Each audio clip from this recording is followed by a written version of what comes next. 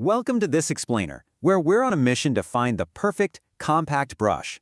One that doesn't just survive in your bag, but actually protects your fine hair while you're on the go.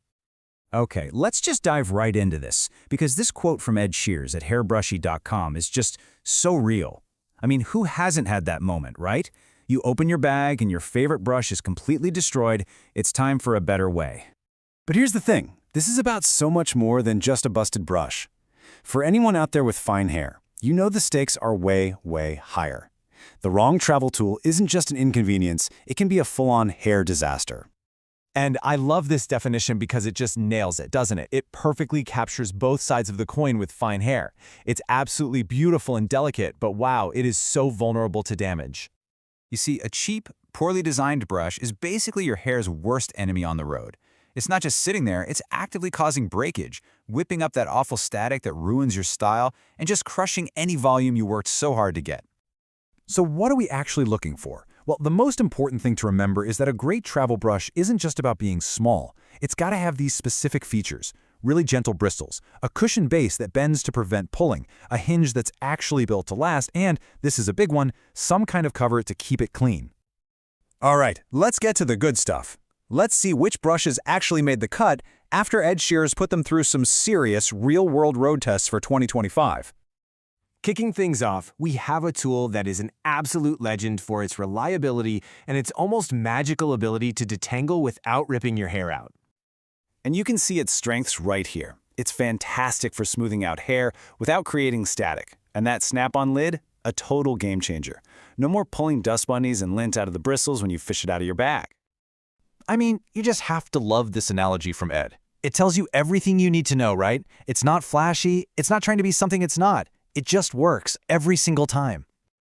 Okay, up next we have a specialist. This one is designed specifically for that super delicate moment for your hair, right after you get out of the shower, when it's wet and at its most vulnerable.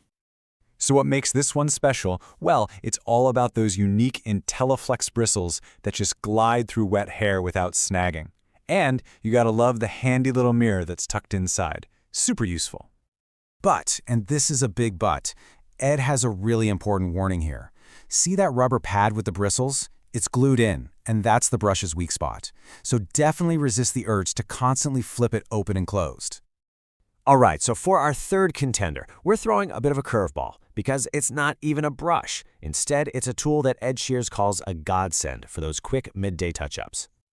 Yeah, this little guy is all about pure class and portability. It's actually handmade from a special material called cellulose acetate, which basically means it glides through your hair without creating any static electricity. And here we have a perfect example of a trade-off. Because it's so fine and handmade, the hinge is delicate. It's absolutely fantastic for fine hair, but as Ed hilariously points out, it is not meant for heavy-duty detangling on thick curls.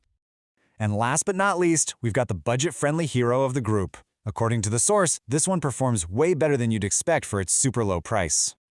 So what's the big draw here? Well, first off, the price is right, and it folds down so small and tight, making it the perfect little brush to just toss in your purse or carry on and not worry about it.